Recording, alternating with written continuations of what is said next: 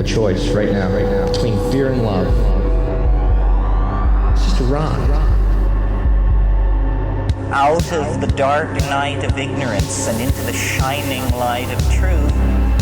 Expounding reality. A population of citizens capable of critical thinking. We don't see things as they are, we see them as we are. There's a level of reality where everything dissolves into an ocean of energy. We empower our experience by insisting on our authenticity. That's very profound. Very. Expanding reality. Welcome to Expanding Reality. I am your host, Brandon Thomas. On this very special episode, guys, we have Dr. Robyn McKay and Mira Taylor coming by to talk about weather modification, cloud bursting, all the energies going on, and that perhaps you are the reason that the weather is the way that it is. You're probably way more powerful. So again, phenomenal conversation. Both of the ways to find these incredible goddesses will be located down in the show notes. They've both been on the show before, so check out their independent episodes if you'd like. But here we join these forces to just really melt your mind with this amazing conversation. Y'all are going to love it. But before we get to that, let's talk about some resource links down there real quick. Food Forest Abundance, OPUS, the Organization for Paranormal Understanding and Support. If you'd like to start your own podcast, highly encourage everyone to do that. There's a new place that we are hosting through called Red Circle, and that link is down there titled Start Your Own Podcast. While you're down in the show notes, also check out the Manifestor's Guide. That has absolutely changed my life. Dewey Taylor, he's been on the show, but I cannot brag about this dude enough.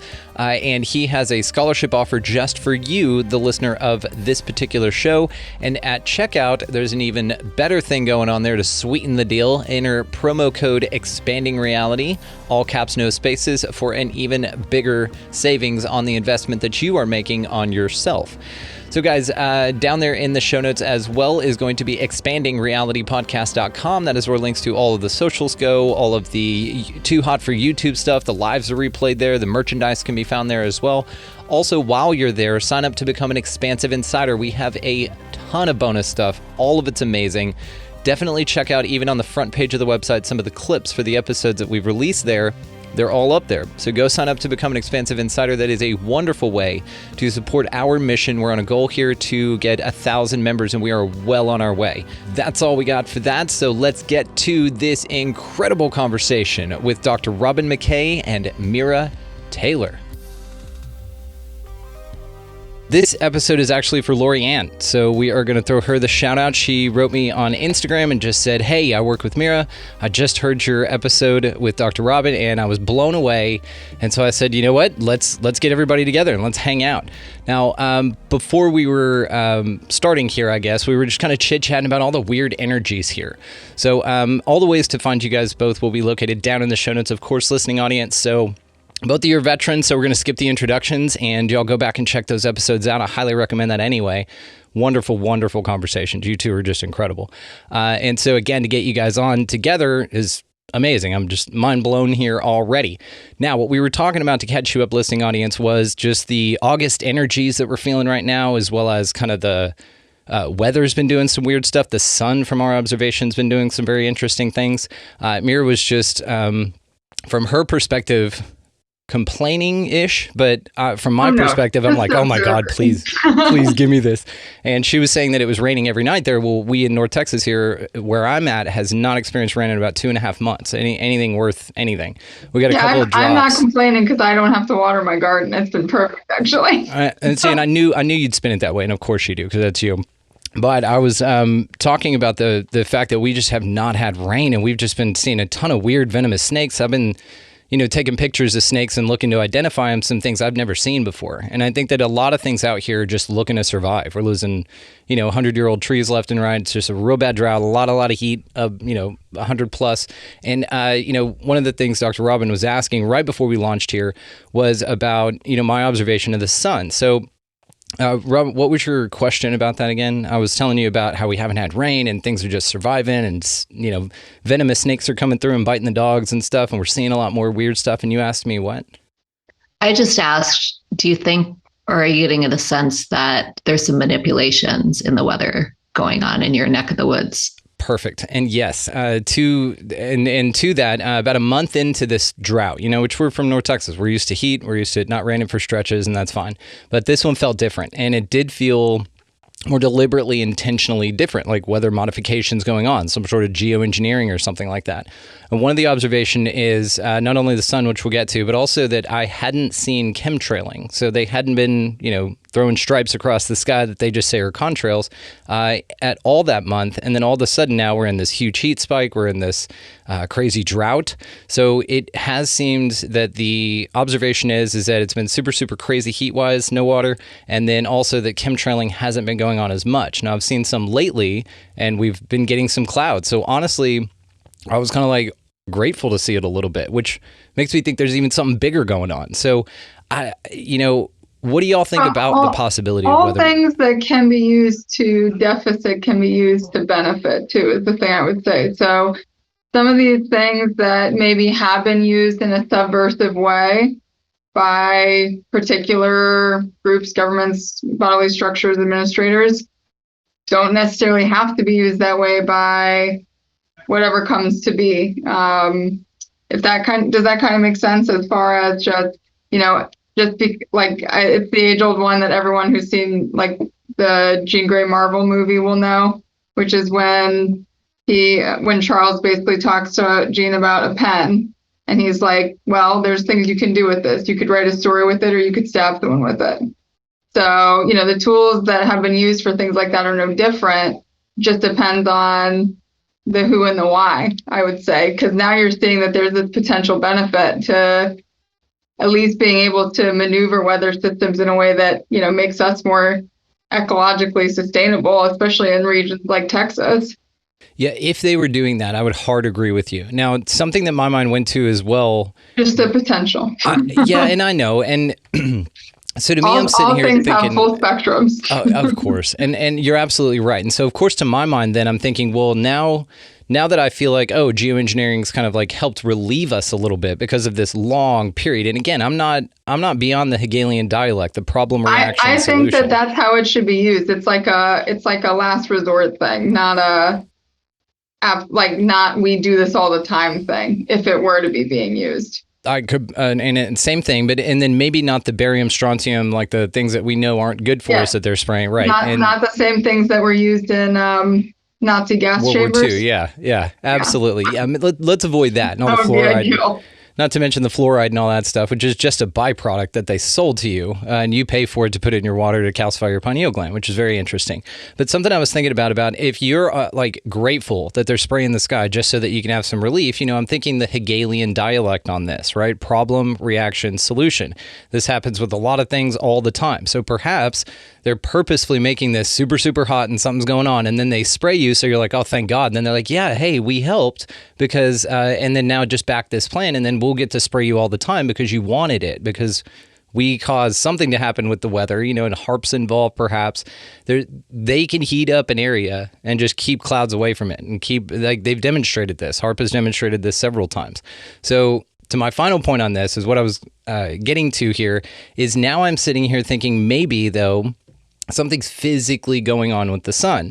There has been some people that have observed that, when I was a kid, it was yellow and warm, not as harsh and bright. And then now that we're older, and I don't know if this is because your eyes get worse or something, I don't know. But now it seems to be bright white and hot and in super intense, almost feeling like electric. It feels like the physical sun, whatever the hell that is, a ball in space or a luminary running around, it feels like that has changed. And so then you might ask, well, then maybe they're just chemtrailing the piss out of everything to hide the fact that that's changed because they don't want you to know it yet. Dr. Robyn McKay, what do you think? Like a big old light bulb in the sky, isn't it? Yeah. In any of these questions that I have about the weather, first of all, I need to kind of contextualize it, which is that when I was a little kid, I loved the weather. I grew up in South Dakota and we had lots of snow. We had lots of wind, especially on the prairie, tornadoes. I grew up and then I went to college in Kansas. So I had tornadoes and rain, and I loved the weathermen on the TV, weather people I know, but when I was growing up, most of them were dudes.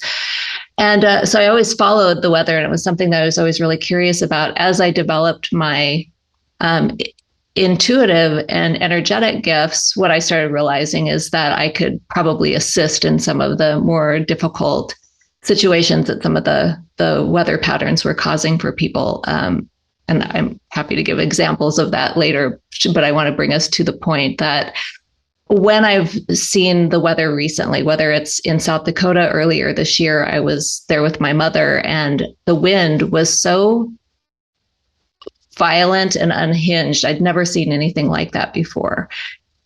The sun I spend time on the coast in San Diego, and when the sun sets, there's something weird about it that I'm like, I don't know what's going on there. And I really don't know necessarily what's going on, but I get real curious about what that is. So I've been operating a lot in curiosity, and also wondering, how can people like us be of assistance to humanity if in fact there are some weather manipulations happening, which, to me, all signs point to, there's a lot of weather manipulation happening. Couldn't agree more. And, it makes me feel interested in the intent element of all of this. Because, just like X-Men, I'm a huge fan. Storm, there is that one scene, I believe it was in one of the older movies, but, she's sitting there, she's having a bad day, and all of a sudden it's cloudy and everything. And then Professor Xavier walks out, or rolls out rather, and says, I thought the weather called for clear skies today. And she was like, oh yeah, sorry, my bad. And then cleared everything out and changed the weather just because of her mood or disposition. Do you guys think, and this is just open here, I don't know, that our energies lately on a collective have been affecting the weather? Oh, of course. I think that those have always been interconnected energies. We've spoken a lot about the fractal nature of things before. Consciousness is no different, and how it moves and breathes through the different forms, sort of up, for lack of a better word, through the system. It carries those things. What's interesting is that there, is a mutual convergence there, and that just like with emotions within ourselves, when you come to meet an emotion, you say, I am this emotion, you compound it. I think that people can have that compounding effect when we have that sort of, cross-collective appreciation of the weather. For example, it gets really dark and dreary out, and then just like someone saying I'm sad over and over again, their reflection of the dreary weather is something that kind of keeps that mood at level with them. But that, much like Storm, we have a choice in here on whether or not we accept that as, okay, this is, static mood, or we can say, oh, well, yeah, let's try and make it bright and sunny out today. Not that that's like going to physically happen for people like that, or, that you're going to be able to change the weather, but you might be, surprised what a lesson is in there as far as being able to perceive an understanding of the collective energy that play through the weather and what they mean for you on a more personal level, and the choice points you can make is, things like weather are no different than things like tarot. To me, there's plenty of intuitive and reading that can come from that as well, for yourself and for the larger community that you're existing in. Yeah, I love it. Dr. Robyn, what do you think? Do we affect the weather by our feelings? Well, first of all, I love Storm. I know. When I imagine myself an X-Man, Storm's my archetype. And if you saw me looking over here, I was quickly searching for something because I couldn't remember the name of the book. But Richard Bach, of course, is known for that book, Jonathan Livingston Seagull. But he wrote another book called Illusions, which I loved. And I started working in 20 some years ago when I underwent my own spiritual awakening. And one of the kind of tasks or challenges in that book was to make a cloud disappear.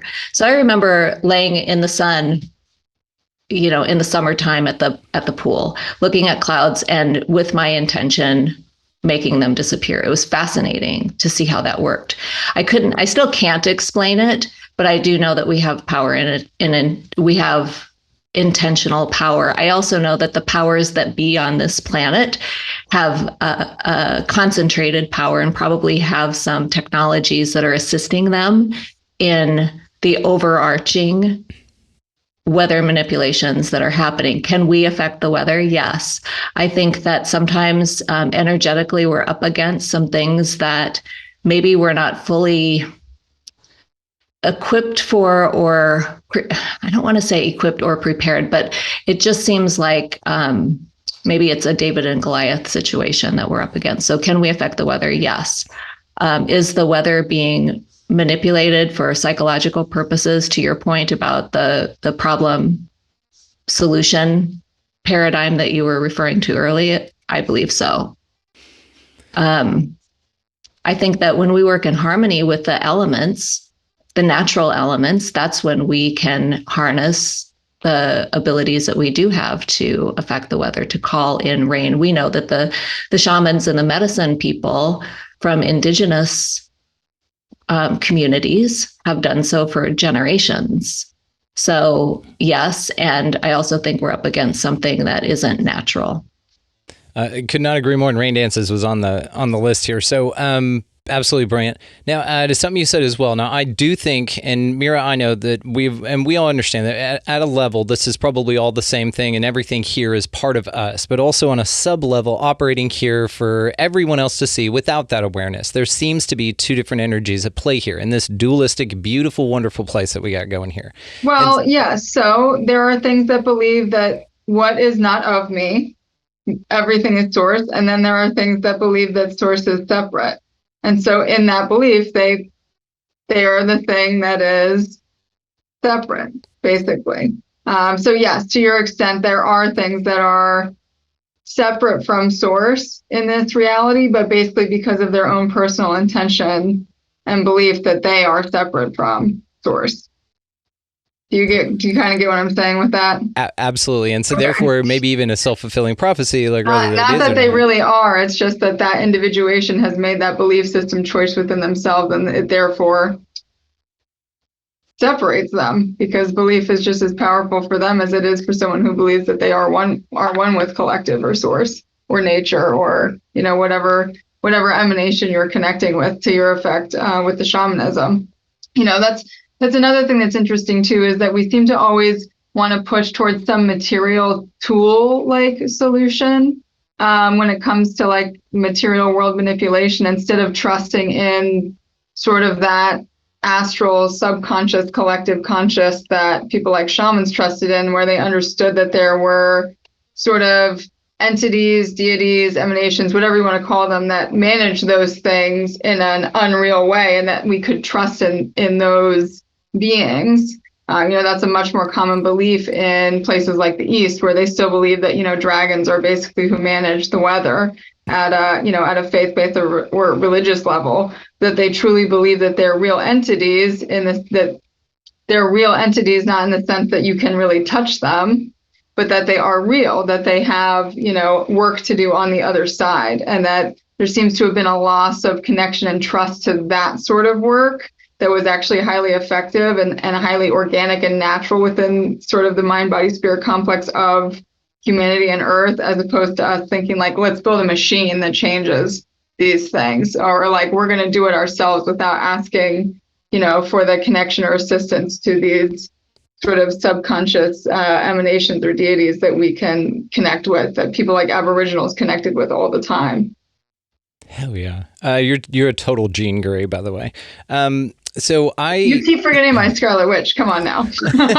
Yeah. That new Doctor Strange is badass. I would prefer Vision over the crappy love triangle that Jean got. Oh yeah, she's kind of a thirst trap for both of them, and she knows it too. Anyway, Vision seems nice. Right. And one of the things that I've been looking at here with the geoengineering, I've had Matt Landman on. He made a wonderful movie called Frankenskies. It's completely free, so I'll go ahead and link it down in the show notes for you guys. But it's all about geoengineering. He did a wonderful, wonderful job on it. So anyhow, but whenever we talk about like geoengineering and stuff like that, it almost seems like this faction that says that it's separate from source to play that role here for our evolution and its evolution, if you want to put it that way. They don't trust source because they don't trust themselves, so they have to keep making things to fix the things they don't trust. Right, and in my mind, it seems like it seems like there's like a certain amount of, magic here that some people have access to. Maybe not everyone, or maybe if you don't believe in it, it's not true for you. That means that you don't have access to it. Or these things, lizard turds running the show, whatever, don't have access to it. And so they manufacture it in a technological way. And we talk kind of a lot about this bifurcation between this transhumanism agenda, them wanting to throw a chip in your head and all this, and the AI and all of that. And that's an awesome conversation. And then also more of the, natural way of going about it. I see a lot of people abandoning produce in the groceries and starting their own gardens, getting chickens, things like this. This seems to be like a draw to be less dependent on a system and more independent in yourself. But also there's a system in place here that we're all kind of loosely, the ends are fraying a little bit to it. And whenever you look at things like the weather affects us so damn much, and this observation of like, oh, well, it, is beautiful and gorgeous Monday through Friday when I'm at work. And then on the weekends, it just rains the whole time and I can't do anything outside. And that project's just been sitting there and all of these things. And people get stuck in that pattern. And therefore, maybe the weather just repeats that pattern because it thinks that that's what you want. You affect it in that way. And so if weather affects us so damn much, the lizard turds here that can do something about the weather probably manipulate it to their own ends to make us be a loose trap for them, or to guide our narrative in a certain way, or to, make Texas pretty incendiary right now. People are cutting people off, tempers are a little high, and you just do that to an area for long enough, and it can have some actual physical results on the landscape and the people there, the psychology. So to this end, Dr. Robyn, I completely agree, and Mira, of course I agree, because you're both absolutely wonderful, and I agree with you, that there is something going on here, and at a greater level, it's, source expressing itself. But I am curious, though, what in your mind, Mira? I think it's source trying to get other parts of itself to remember they really are itself, if I'm being honest. It does feel like these are things that, while source is trying to love and have compassion and like make the space for reintegration, that it's still the choice point of those particular individuations to want to trust in that process, basically. And it makes sense because they have done so many things that are manipulative in a untrusting way, right? That whole concept of be the change you want to see in the world. It's really hard for these, I think, particular individuations to appreciate that something won't treat them the way they've been treated, or the way that they've been treating others. I'm sorry, I misspoke on that. So ironically, it's at a bigger scale, but it's no different than the average person in an individual way at a psychological level who has trust issues. You can't connect to self if you don't trust self, and you certainly can't connect to source if you don't trust that, that it's not going to treat you the way that you've been treating others, basically. Yeah. Absolutely. So what do you think, though, weather modification, do you think the government is doing that, Mira? Define government. And that's fair too. Some oligarch that has a bunch of plans. Having works for them, there's like government, and then there's government that says it's government that's not really government, and then there's independent contractors that are really the government, but that are independent contractors to protect the government from liability. So, totally fair. Are we including all of that? We are indeed. Yeah. Anything like that's given authority in some way, or taken authority. So I think that there are quite a few independent contractor systems, especially in the realm of things like studying what that does, that, the government is willing probably to invest in and pay for out of their own interest, because even from a military defense level, there's an understanding of what weather manipulation could do for military, for example. So I could see where maybe our military would be investing in that, but that they probably would be doing it through independent contractship and not, no, it's not directly the government doing it. I would say, I live near a place called Mount Weather, which is in, I think, Bluemont, Virginia. And it's right next to DARPA and sort of the weather monitoring systems here. And I will tell you, it's kind of obvious sometimes where things start as far as the weather goes. Like if you're paying enough attention on a daily basis, you can see where things emanate from and move from in my area anyway. And it's usually from pretty close to that region or that space near us. So it definitely, is something that can occur, but it's also something I realized that, they are probably studying from the perspective of thinking, wow, this has military implications that could be pretty big, which is true. Now, granted, is that really what we could be using it for instead of like, how do we make it rain more in Texas or the Middle East and reestablish forest lines and the ecology of the planet? Because that would be awesome if they used it for that. And there's every possibility of it being able to be utilized for that. But, right now, I think it's mostly from the standpoint of how do we figure out what this does to human minds in particular communities, because from a military perspective, that could make a huge impact if you're working with inside of another nation, even, for example. Yeah, it's just like a pen, right? In the Jean Grey example, it's however you use it.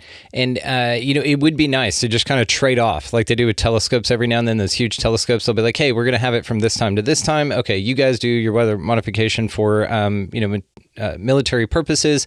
And then we're just going to go make it rain in Texas for a few hours because I really, really, really need it.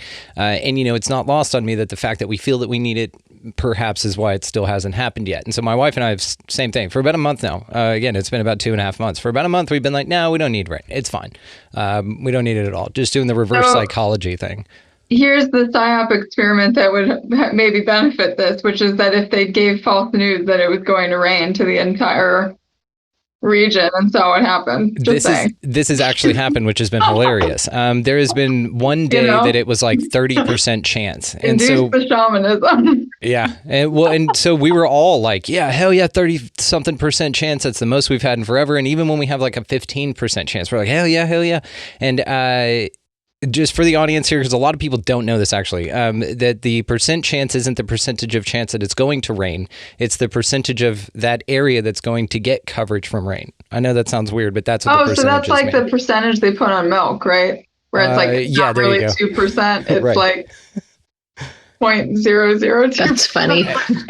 Exactly. I've been listening and listening to my guides as I'm listening to you, and it occurs to me a couple of things. One is that, isn't it interesting how for most of us, and even I find myself falling into this as well, we feel that we're at the mercy of the weather. We can always make sense of the weather. We can say it's a drought, or we can say it's really hot. I just talked to my mom yesterday up in South Dakota. She's like, it's 100 today, but at least it's not. At least it's not storming. At least it's not. And we make the best of bad situations, because that's how we've been trained for generations to look at the weather as something that is out of and beyond our control. In fact, maybe I'm off on this, but I feel like that's the one thing in our world that continues to be the thing that most people would say is out of our control. Yeah.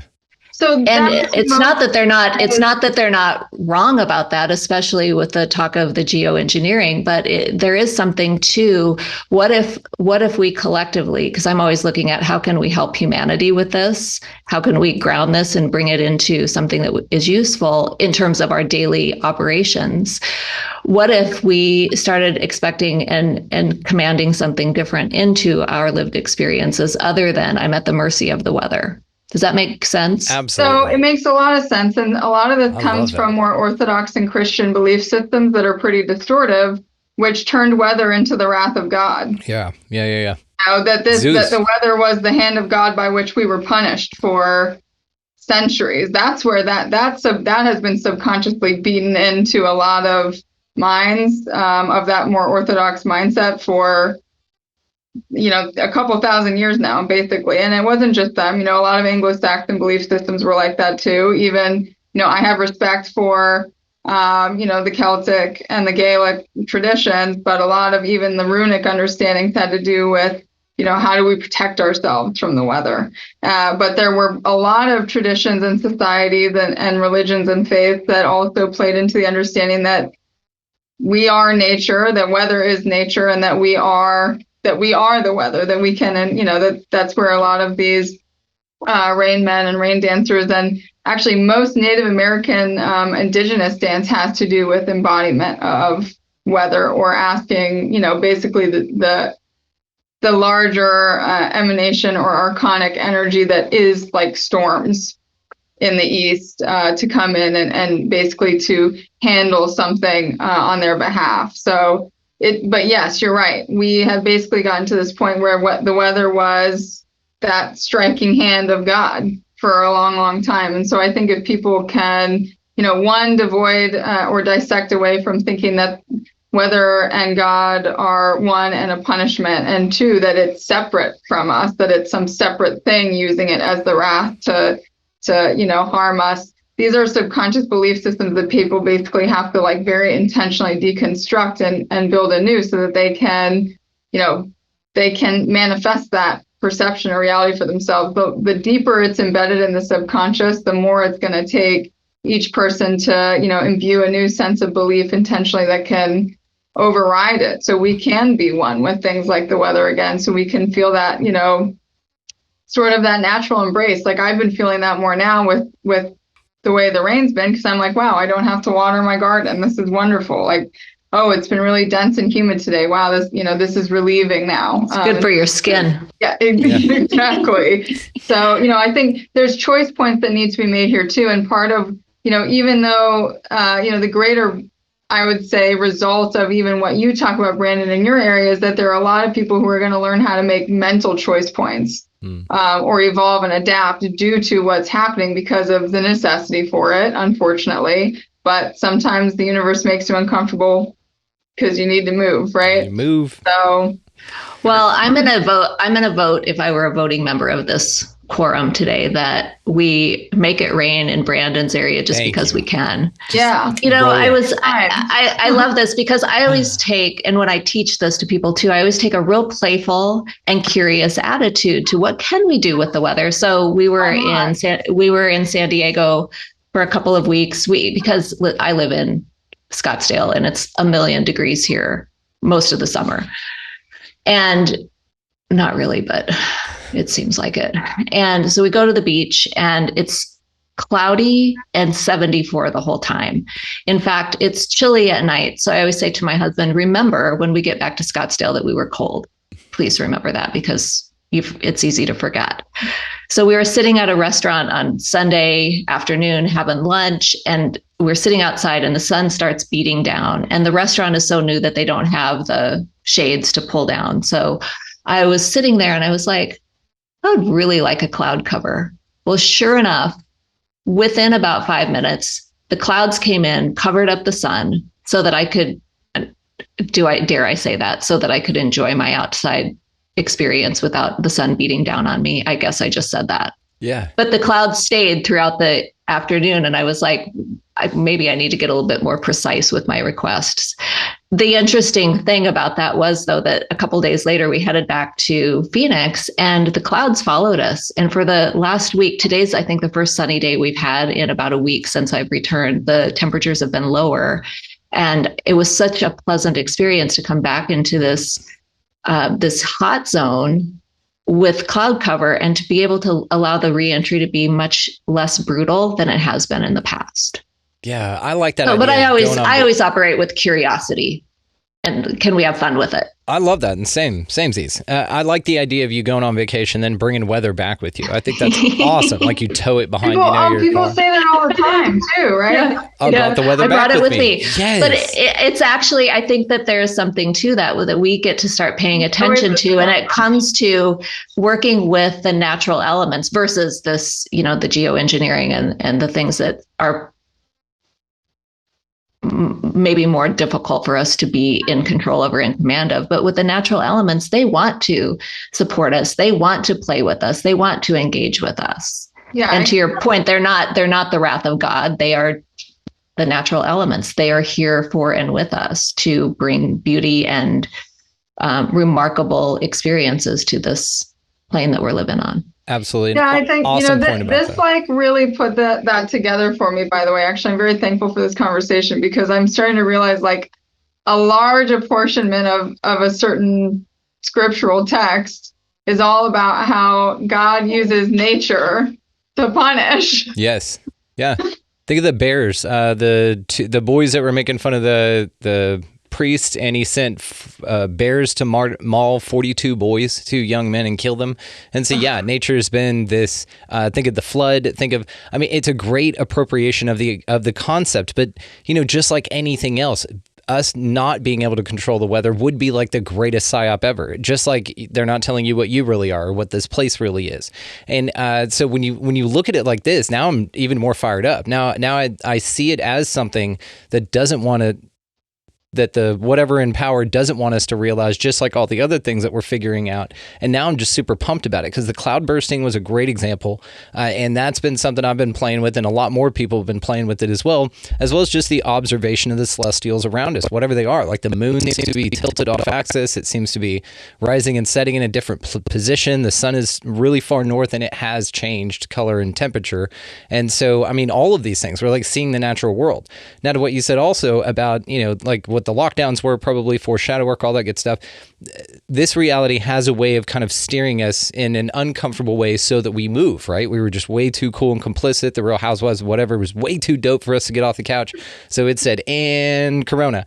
And so then everybody's, and then we move, right? And so to think about it this way as well, everybody, just like Matt Landman, the great work that he's doing, calling out geoengineering, maybe this is one of those things. It's like, hey, we're showing a spotlight to something you really do have a lot more power over than you think you do by polluting that area, and y'all wishing that it was different. And now by you doing that, now we're having this conversation. It could be just like an indicator. It could say, hey, you guys need to focus on this, and we're going to spray the skies until you figure it out. I don't know. Well, a genuine communication or rapport to that effect would probably be good for the American people, but yeah. I don't think you're getting that. So these are the things that I pay attention to on the beach. This was last year. I'm going to flash this picture up here so you can see it, of the sunset. I love watching the sunset. My husband took this picture, and look at the sun. See how badass. It's square. It's like a movie screen, dude. It's like a white movie screen. Isn't that weird? And so anytime I think, isn't that weird? That's kind of my signal that, yes, it is weird and it shouldn't be that way. And to your point, Brandon, about how the moon is looking and how the sun is looking and all of these weird things that are happening, it does feel as though we're in a movie. Yeah. Rather than I know that we're in reality, but there's an awful lot of things going on right now that have created the conditions for me to question everything about what I believe to be true. Yeah. So I have these two theories, which is that one, the Tower of Babel is already happening again, which is pretty much true through, just the mass amount of spectrum of conspiracy theories that are available to people, and the mass amount of lack of consensus that has the availability to create has this like Tower of Babel effect to me. Because up until this point, I don't think people really understand that the structure of society has been created by like the structure of collective consensus belief systems to a certain extent too. So the more those get kind of like deconstructed and like flattened, the more flat we are probably going to feel until they're like rebuilt again, for lack of a better word. I've thought about this a lot because the Tower of Babel thing is definitely happening. It's not some real tower somewhere. It's basically it is in a sense because it's the internet. It's people's access to all these sorts of storylines and information and what the truth could really be, or that, just the opening of the mind can be a little bit dangerous, but that, it's important nonetheless. And then the other thing is that the flood is basically happening, which is that it seems as though a lot of ethereal or aether-like energies, spiritual energies that maybe had been dammed up for a long time, got released and have sort of flooded general humanity. Because there have been a lot of people that have been having really strange and eye-opening spiritual experiences over the last two and a half years, and been finding a lot of parts of themselves. And I've just sort of realized, like, wow, there is a lot of spiritual presence on Earth and amongst us that was not feeling like it was there 2.5 years ago or 3 years ago, before this stuff happened. I remember when it first happened, one of the very first weird things that I experienced was I would be in a car and I would be driving and I would literally feel like the pressure change, not, like through the area that I was driving in, to the point where it would be like, wow, my legs feel heavy now. Why is that happening, kind of thing. Now that's dissipated a lot, but I just think that there was a lot of stuff that, they sort of talked about, not to bring up that particular political arrangement or party, but that whole idea of draining the swamp. The swamp is actually something that is a metaphor or symbology for esoteric energy. So to kind of have let all that stuff loose, it's all stuff that we should have been able to interact with and know as human beings, and that I think was known for a long time by most indigenous people, but that now that it's returned, it's kind of like a lot of people are just having to figure out how to swim in the spirit world again, that it was something that maybe we weren't given as much of an access to in this nation, especially up until maybe, all of this stuff happened. Learn to swim. To your effect, take some deep breaths. Yeah.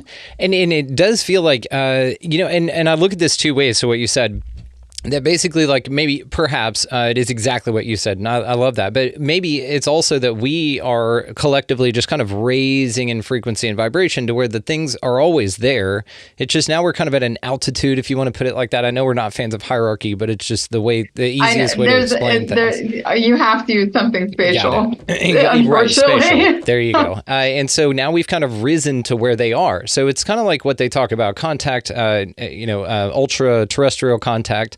Is what Hal Puthoff is calling them now, so I dig that. And then you have things like, your vibe and manifestation and attraction. All of these things have to do with the state that you're in or what you resonate at. People talk about the Schumann resonance all the time, the frequency of the earth and it going nuts and the sun hitting the earth, whatever the hell that thing is.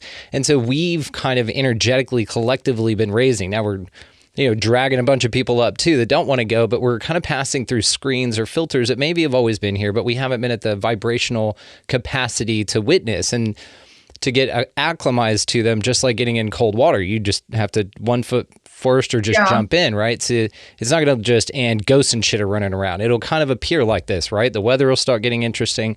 You'll start seeing a lot of the breakdown of the systems here, like what we've been talking about.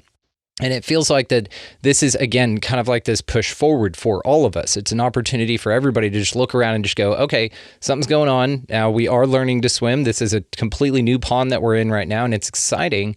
But then, how do you navigate those waters while still trying to have a job and raise a family and stuff like that? Dr. Robyn, what are your thoughts on that? Right. And do the laundry. Right, yeah. No, it just doesn't get done. Telepathic it into the thing. We can't do that yet. The steam sanitizer option on the dryer. There you go. I've been looking a lot at just jumping timelines and acclimating to new frequencies. And how do you keep your feet on the ground and keep functioning as effectively as possible with all of these things going on in the higher elevations of frequency, the faster moving frequencies. And I think that energetic and spiritual practices are becoming non-negotiable. I think that that's the first thing. I don't think that, I may have shared this on the last episode that I was on, but it bears repeating, this idea of cognitive experiential self theory.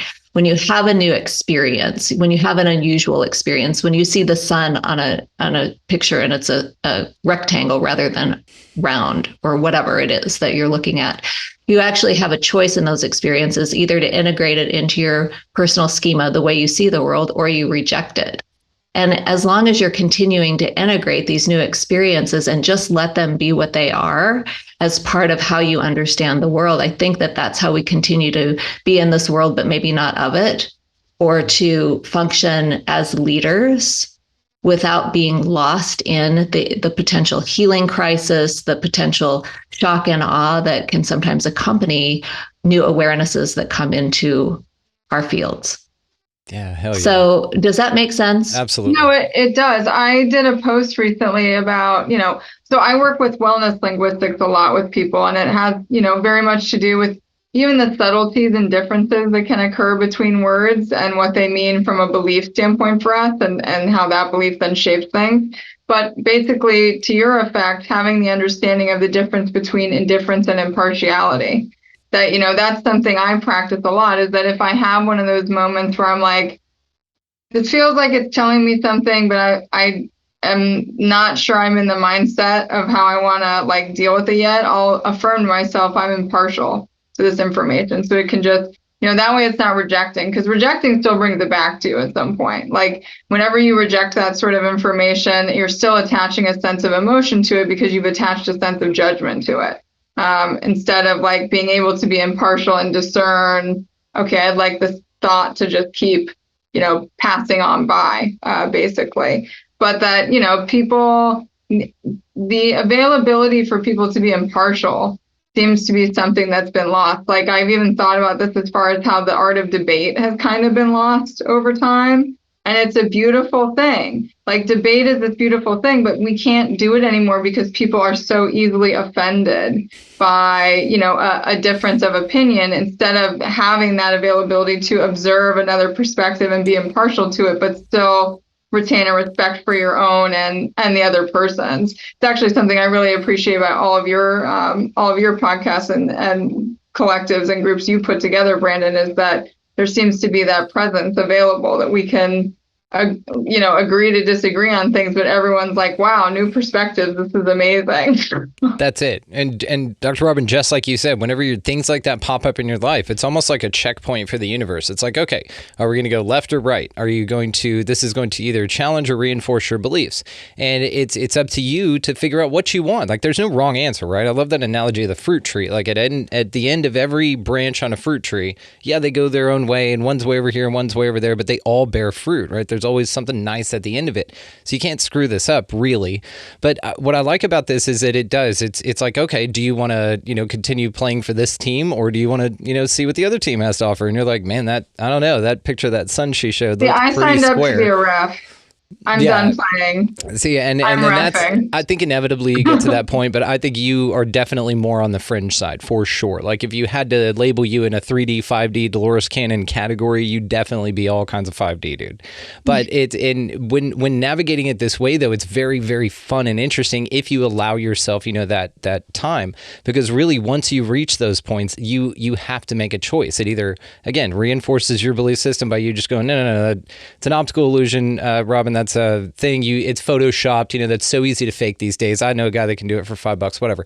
And so that only reinforces that idea. Or you just go, damn, I don't know, that's pretty damn square. That looks like a portal or like a garage door, a hangar opening to another reality in your mind. I'd like that to be real. Yeah, like, just for even funsies. if it's not real yet. You know what? Wow, thank you for this resource material. I would like that to be real. It's not like people need to start looking at it from that sense too. It's not just, deciding whether or not it feels real or not. It's, do you want this to be real? We're kind of, I think at a pretty collective level right now, we're getting choice points about how we shape reality. And I think people are a little bit scared of it, honestly. But they're scared of it because they're scared. I think that we're scared of our power to shape reality because it requires responsibility and commitment to doing so.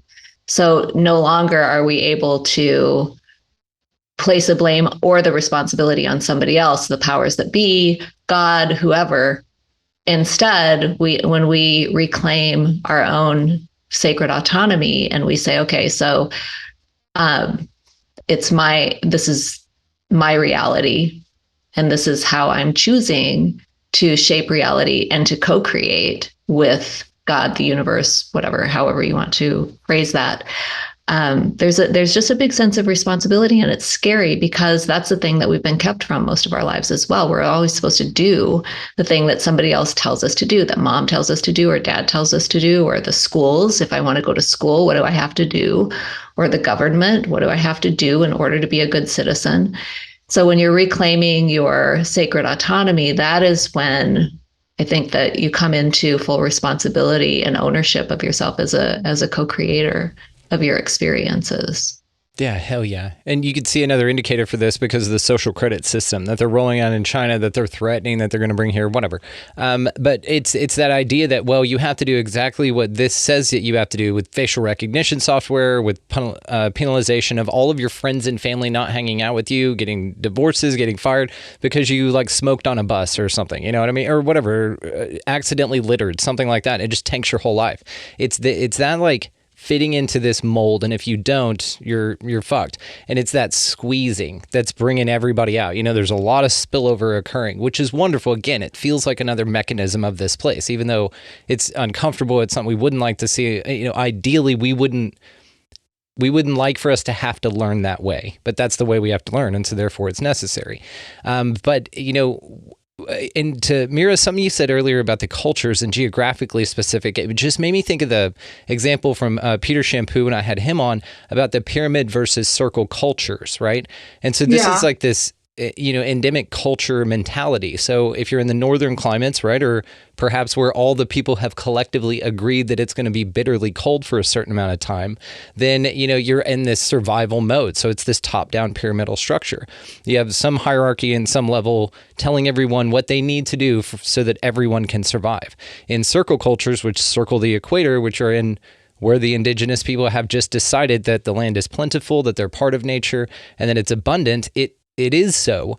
And so it's like, again, even like this duality with our climate regions, our temperate zones and personality types and even belief systems and cultures, all based on the weather. And, even again, language. That I would say those drier, colder regions, people speak a drier, colder, draw. There's it's pervasive for certain. And in the North, like I talked to Jay Hennihan, I love the hell out of him. He's from Massachusetts, and he's just sharp. He speaks with points, what I mean? And I'm Southern, so we speak with rounds and draws and and you're nice and, not right now, but, humid and warm and... Yeah, up here we have a dry heat, which is, I guess, like you, Robyn, in Scottsdale. It's a dry heat, and I hear that that's good. But again, it's this consideration that we have for something that's, extreme and not comfortable, right? And so, yeah. But yeah, no, so that's interesting, just about the cultural mentality based on, again, climate and stuff. So let's get back to the sun real quick, because I'm just super curious what you guys have to think. Dr. Robyn, what do you think about the sun? Do you think that it's changed? Do you think it's the same? What's going on with that? I had an existential crisis about 3 months ago where I was like, is anything actually real? Oh yeah. And I share this because I think like once a week. Yeah. Am I really like Free Guy, the Ryan Reynolds film? Is that really what's happening here? Or is this Matrix, or what is this? And so it really has brought me to a place, you guys, there's a Roadrunner right in my courtyard, right at this moment. Take a picture. Okay. I love Oh my God. He just ran into my window. Oh, we thought he was another. And then my handyman just came through the door too. Wrangle was preceded by the Roadrunner. My God. Oh, we should look that up. They're What's that an omen of? Sorry, hold on. I don't know if I can get him. That has to be Squirrel. an omen of something. I have a book very specifically on my shelf that all right, he's gone, but that was weird. They're not as big as they are on the cartoons. I don't know if you guys knew that. No. Yeah. They're like raptor like. Yeah. Yeah. Well, birds are reptiles. So I always look at what are the synchronicities, what are the serendipities, what like that is something that was either a glitch in the matrix or a synchronicity, and probably both. So is the sun real? So early in my training in shamanism, this was 20 years ago, I worked with somebody who taught me how to contact and work with the 4 columns of light at the center of the sun. I thought at the time it was the sun that we see on the earth plane. It's actually the 4 columns of light in the central sun, the heart of God.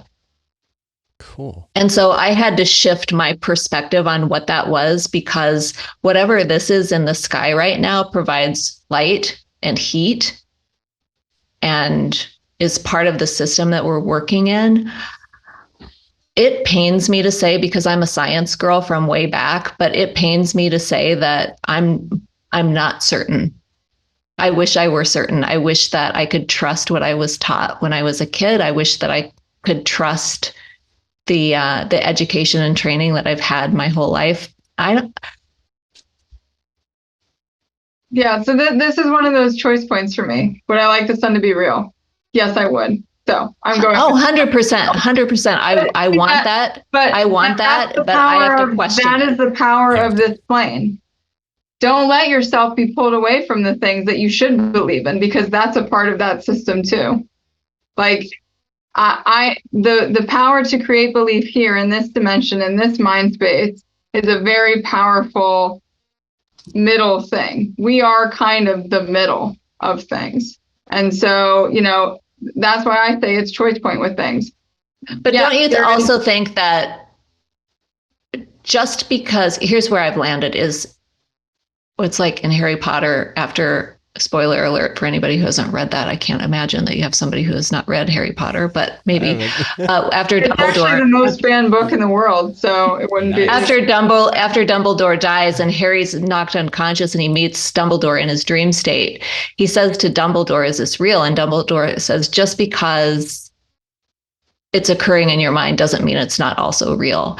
And where I have landed on all of this is the plane that I am on, and whether or not that sun is real is less important than the relationship that I can have with it.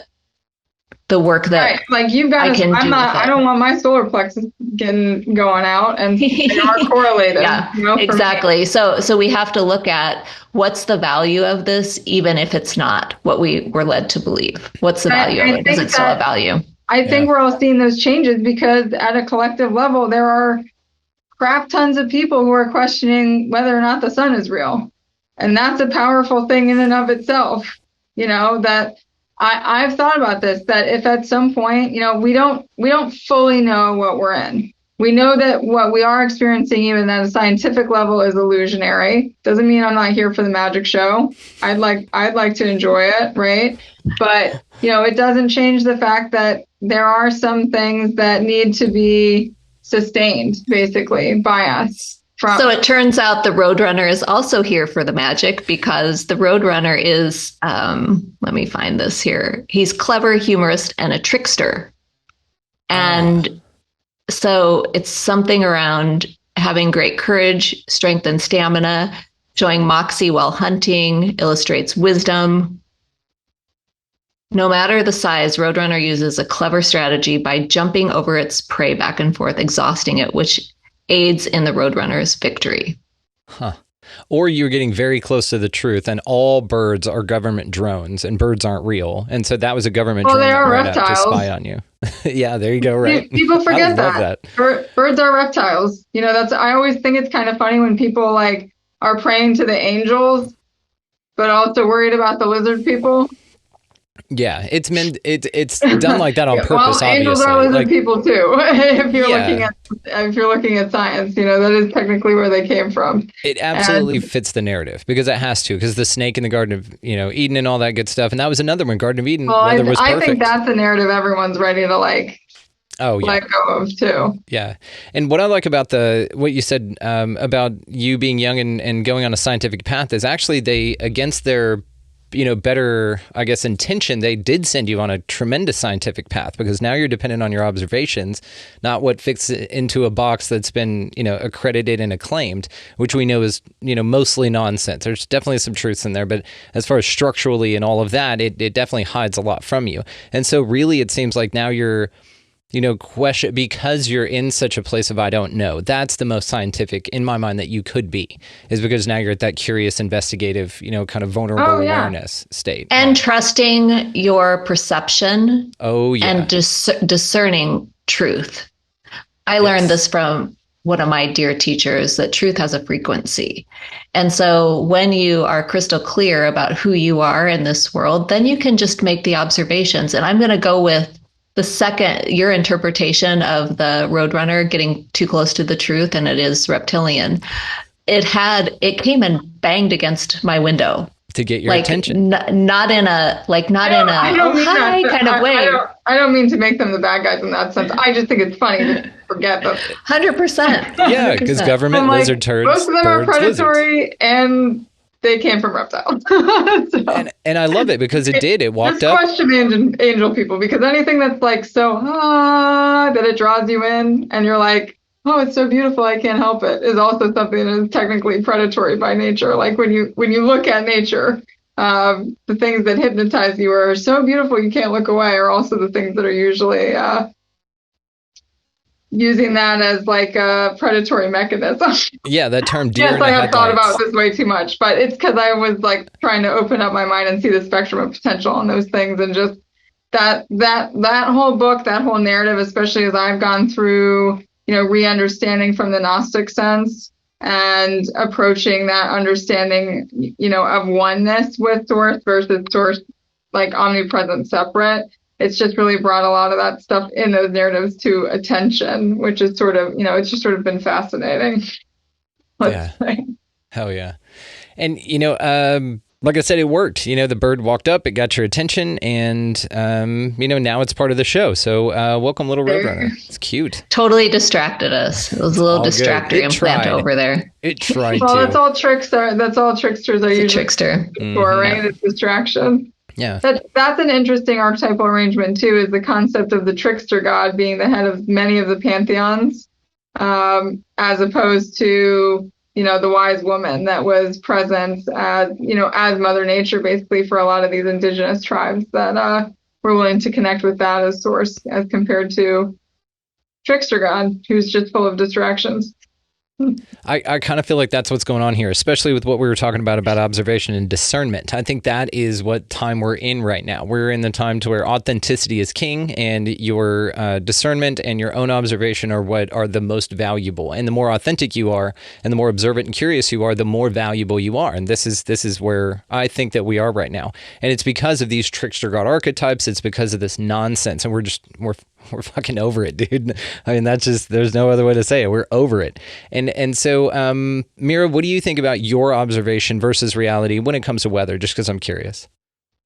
More specific, please. So people tell you this place is this place, it works like this, and the weather is like this, and you are that. What is different from the prescribed narrative from authorities and what you have noted in your own life?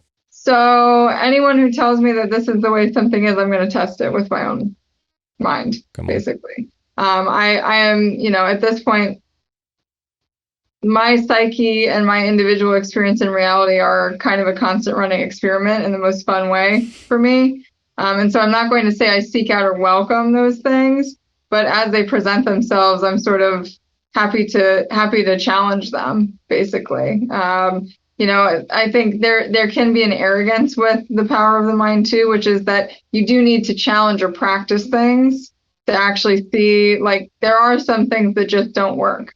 Like you can only be so powerful as an individual, but there are other things that, like what Robyn was talking about, you can manifest a cloud. And by the way, nature's pretty responsive when it comes to manifestation. I can look in a bird book that I have, and I actually do this all the time just because I love it so much. I can look in a bird book and basically pick out 3 or 4 birds before I go on a walk. And when I go on a walk, I will see every single one of those birds. Damn.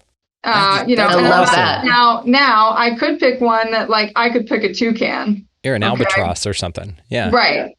Am I, that's the way I could choose to kill the magic if I really wanted to, by being sort of gluttonous in the attempt of the power. What if that's not gluttony, though? What if that's just... And it's not to say that I won't ever see a toucan. It's just that, like, this expectation that if I could look in the book and go on a walk outside in Virginia and find a toucan in nature, that would be, that would be a way I could kill the magic. It doesn't mean that the powers that be or my subconscious aren't attempting to align me with that at some point, but it's also, like, I think this is one of the things that people don't appreciate about time with manifestation too, is that patience is a virtue for a reason. And, like, being able to be patient enough and trusting enough of the things that you ask for, but that nature is this really beautiful place you get to practice, like, almost kind of instantaneous manifestation if you're realistic about it. I'm looking for, like, cardinals and pileated woodpeckers and hummingbirds, not, something that I know is pretty much, would basically be because of like a rift in the time space that it showed up. This brings up an awesome point because, then Brandon's like, no, make the rift in the time space. Oh yeah, I'm going there. Maybe, like when you go for your walk, you do see a toucan, but it's in the form of like a littered Fruit Loops box. You know what I mean? Or like on someone's shirt. Yes, those things happen all the time, actually. Yeah, and it's like, so it validates that you're still powerful enough, but you're... Like, this is the best I could do for you. That it's limiting, right? Because you don't expect to see it because it's not indigenous to that area. Now, if you could throw an albatross in Tennessee out there and just have it hang out with you for a little bit, that would be awesome. Just to fly around, like, and it's on the news and everything. Hey, albatross escaped zoo. That's incredibly likely everywhere. But like the albatross escaping a zoo or a toucan, people have those all over the place. They get out of cages and shit all the time. And so really that now makes it even more believable because it's absolutely possible. It's absolutely possible. I'd say pick it back up because I'm very interested if you do start playing with this, then if you could do like I'm going to end up like being possessed to walk to the National Zoo, okay? No. Let it happen organically. And then maybe it like flies by, or maybe like there was one in captivity or something. Like people have, like, there's something like, I heard a statistic that there are more tigers in private captivity in Texas than there are in all of the nature. Bad. Yeah. And so, think of it like that, like an albatross or something. I wonder why Texas is having... Oh, we had it coming. Yeah. Well, you also have a lot of people, a lot of people in Texas that believe in that scriptural context of the wrath of God too. Yeah, it's out here. But I still think it'd be interesting if you did that and then eventually do like a pterodactyl or something. I think that would be cool as shit. Maybe that's what people that are finding Bigfoots and fairies and stuff like that, they believe in it so much. I'm just gonna see like a vulture, and it's the modern. It's correct modernly. Yeah. I had, so to this point, and we'll probably wrap it on here, but God, you guys are awesome. This has been great. I wanted to ask you guys about kind of the structure of this place when it comes to the reality in which we see. So I had a guy recently on, just for context, named Ben Rosenberg. He and I got into a discussion about like ancient AI, and that AI has been here for a really long time, and that cloning's been around forever. So really it's like, these meat suits walking around, but they're like AI controlled, because the brain's a receiver and all that. It was super cool conversation. But one of the things that he mentioned that I wanted to bring up here and ask you guys about is this idea of like an augmented reality. So that's really what we're viewing. If we go down, strip it down to the holographic universe idea, and that really it's all just waves, and we're in a toroidal field of energy that just kind of reciprocates what you take in, and then it presents life back to you, or you manifest or mirror back to you, all of these things. And in that vein, whenever you do go to manifest this stuff, the reason that it pops up in front of you is perhaps because this is a huge augmented reality controlled matrix to the tune of, if you are expected to see a Bigfoot, you see a Bigfoot. If you're expecting to see an albatross in Tennessee, you see one. If you are expecting to, see the sun is completely different and the moon tilted, that's what occurs for you because your physical reality is augmented. And this also could explain why people, see a UFO in the sky and somebody next to them does not. It's only an augmented reality for this IP address or for this, user interface. So what do y'all think about this? Could this just be this huge AI-controlled holographic universe that only spits back what you expect to see, and that's what this place is? Just some augmented reality thing? Well, it's definitely augmentable reality, right? We know that's what manifestation is. I actually would love to see technology move in the direction of allowing us to augment or project our imagination into reality in a way that could be collectively shared. Like if you have a little avatar friend that you want, that's like some cute character that follows you around, that you could see it and others could see it too, just because of your imagination. I think there's beautiful spaces we can move into, but that, yes, I think currently right now it can be used in a way that is, people don't know enough, basically. And I think people don't know enough, and there haven't been enough teachers, but there also is like this thing happening where it's happening to people that also have never taken these things seriously. And so there's like a weird sort of cognitive dissonance that's happening, I think, for a lot of people at a collective level where, they're aware that they are seeing these shifts, but they're also basically compartmentalizing it and being like, nah, that's not real. because it feels like hooey to them. So, you know, I've thought about this a lot, honestly, because I think there are a lot of people who are, you know, owning it and working with it and are going to evolve and adapt with it in a way that moves us away from what feels like a system, you know, that's like too controlled, to more of a structure, if that makes sense. But, you know, this is basically, it's denoting of the age we're moving out of. We're moving out of the Capricornic age.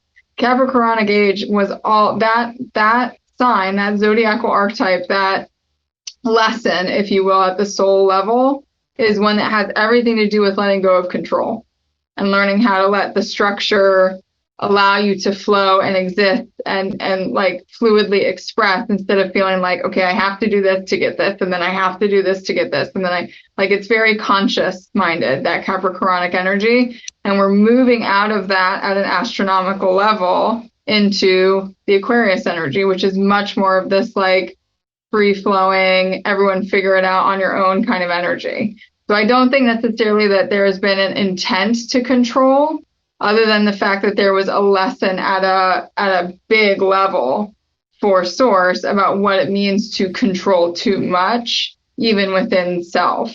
And, you know, that whole darkest before the dawn thing, I think, is pretty true too, that we're like really at that stage where everyone feels so confined and so limited and so boxed in that it's just gonna like it kind of already has burst open, basically, to this open-mindedness that now needs to, like, you know, send out like this huge tidal wave, basically, of shift and belief, and now it's got to like kind of resettle and find a steadiness to itself again, instead of like this turbulence that a lot of people have been experiencing. But I don't think it's like intentional, like you're a slave here kind of control, if that makes sense. And I'm still, of course, of the mindset, you know, Brandon, that there's no such thing as artificial intelligence, that there's just intelligence. And clearly, if it's an intelligence that preconceived us or helped create us, then it would behoove us not to call it artificial, since we would basically just be then calling ourselves artificial at the hands of it.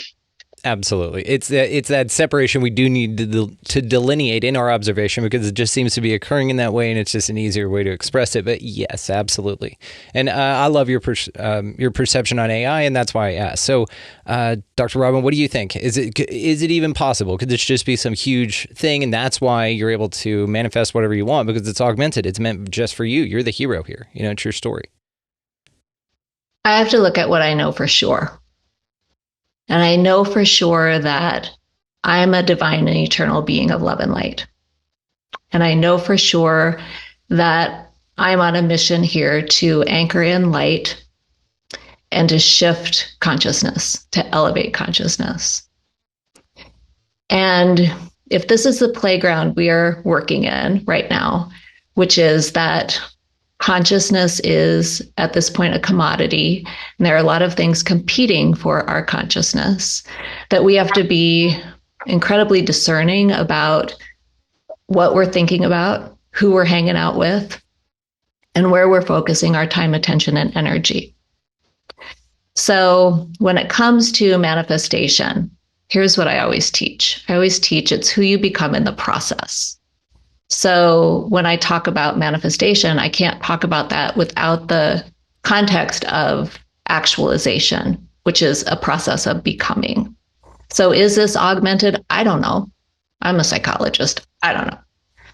But what I do know is that we, as humans, as human beings who are divine and eternal beings of love and light, we do have the capacity to make decisions about how we want to live in this world. We are not at the whim. We are not meant to be at the whim of some other consciousness or some other being or some other faction or some other reptilian who may or may not be trying to control us, siphon off our energy, siphon off our fear, eat our fear like it is the nectar of the gods.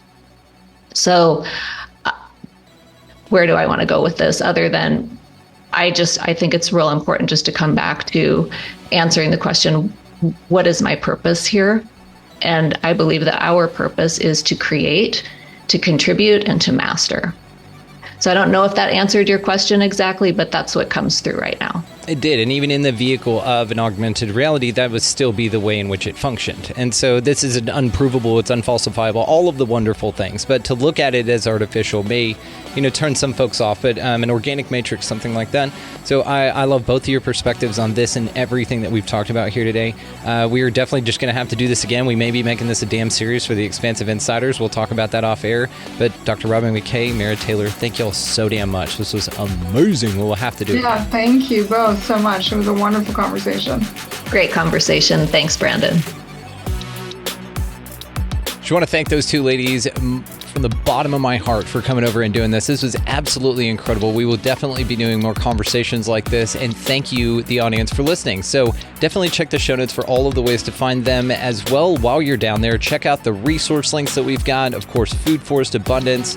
We've got OPUS down there. If you'd like to start your own podcast, there's a link titled that in the show notes. Definitely check that out.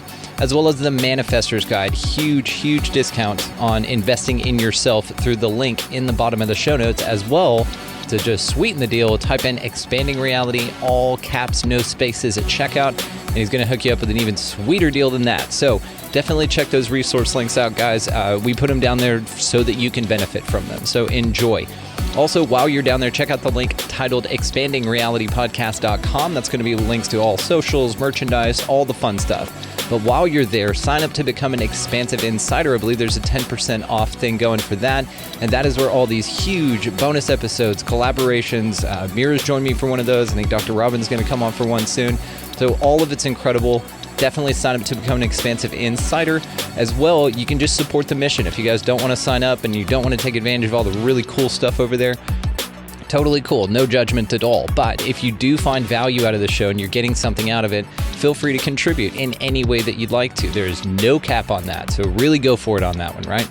All right, guys, go out into this beautiful place, whatever the hell this thing is, and y'all pick up a piece of litter. You see it floating around on the ground there. Go ahead and be nice to everybody that you come across.